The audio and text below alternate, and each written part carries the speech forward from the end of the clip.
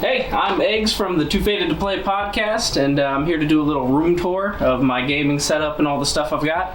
LSD's already done his. If you haven't seen that, I'll have a link in the description below or to the top right or something. But this is my my game room. It consists mostly of video games and dog fur.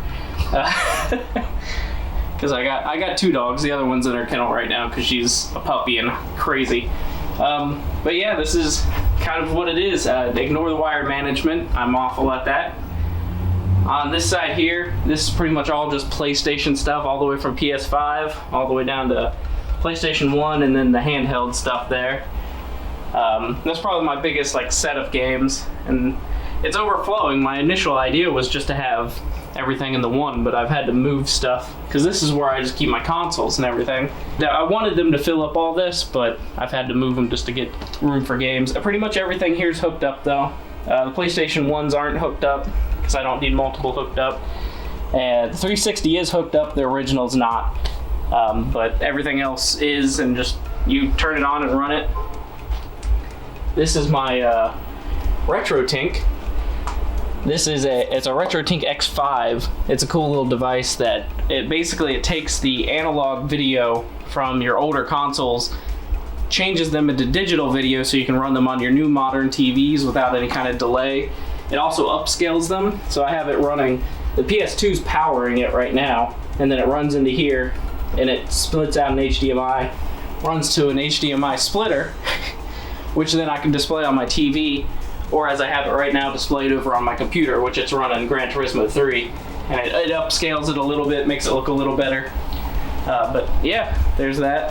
Of course, PS5, PS3, PS4, PS2, GameCube, Wii U, pretty much all the Nintendo handhelds.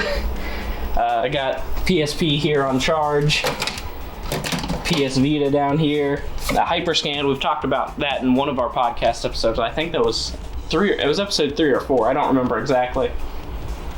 But yeah, there's my consoles. Over here we've got the Shrine of Bulbasaur. Started out, this was my first Bulbasaur plush I got when I was like 4, and I just kept buying Bulbasaur stuff, so yeah. But other than that, this is kind of the Nintendo section. Switch, Wii U, Wii, GameCube, N64, Super Nintendo, NES, 3DS, DS, and then I keep my other handheld games up there because I don't have a good spot for them. And then I keep my Xbox games down here. I need to get more of those. LSD's beating me on Xbox by far. Yeah.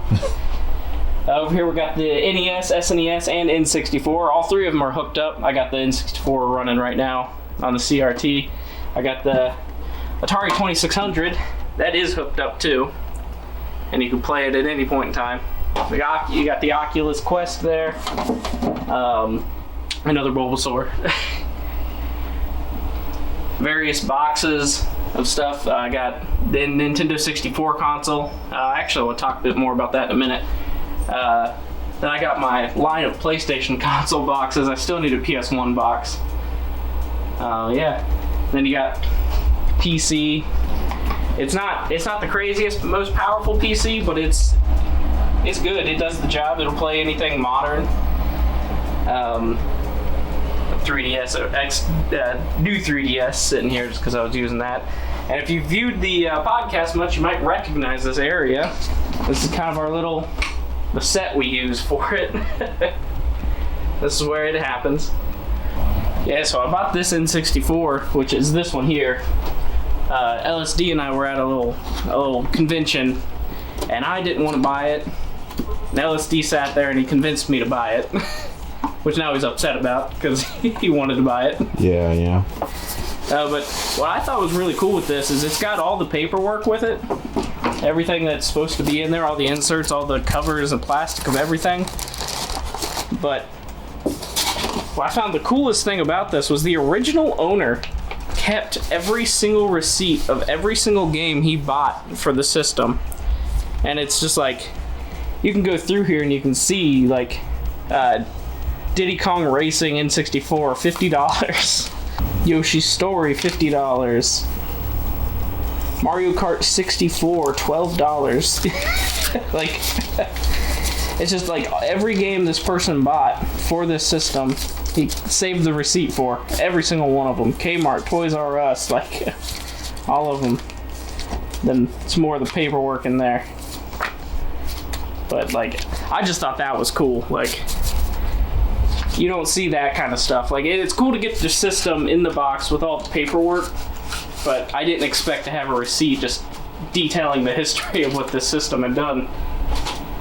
What's funny about this story is when I was telling him to buy it, I told him, if you don't buy it, I'm going to buy it.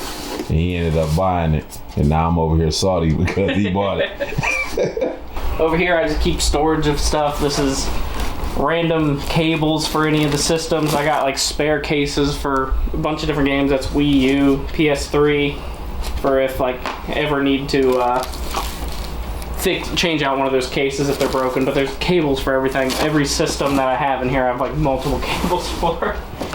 This is the bundle of controllers, bag of PlayStation 1, Donkey Kong bongos, various knockoffs, you know, the Zapper, Wii controllers. Like, this is just, I keep them all kind of in here, out of the way.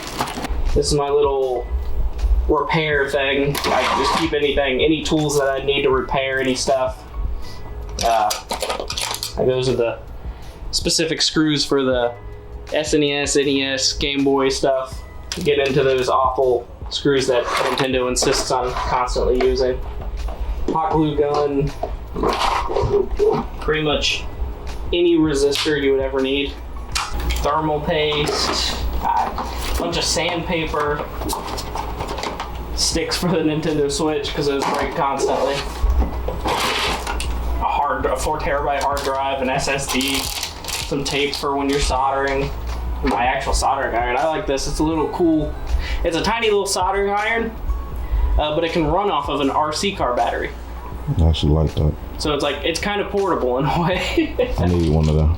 Yeah, it's really nice. Here, I guess for anybody who wants to know, Me. this is the box of it. That's the model name.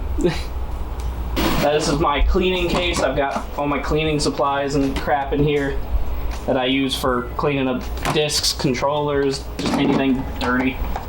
This is just random stuff. Dock for hard drives. These are like extras I have of games, like Pokemon Coliseum. Got the game in there, but it's a fake case and there's no manual or anything. If I ended up with doubles, I kind of put them in here. Breath of the Wild for the Wii U. Mm-hmm. Due to circumstances, I ended up accidentally buying 3 copies of the game.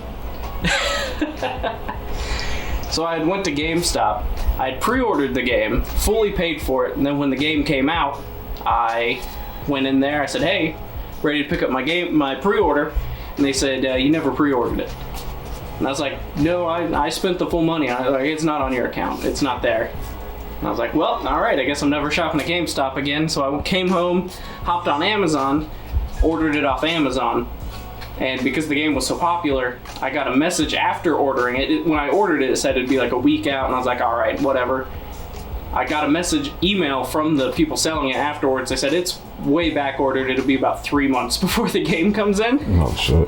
Ended up just picking up a copy of it from Best Buy, and then completely forgot about the order from Amazon, and then it just showed up. So that's still sealed, and I'm just not gonna open that one.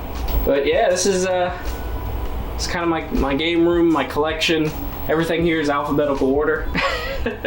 Mine's just everywhere. Yeah, no, I kind of, you can see I got 2 games up here sitting. I'll get like 4 or 5 games, and these is where my new games go. And once they start stacking up, I'll go through and like move everything, because like just put Final Fantasy in, it'll go over here. So I've got to move the entire shelf down 1. So I stack up a few games and then I sit there and mess with it. We need more space.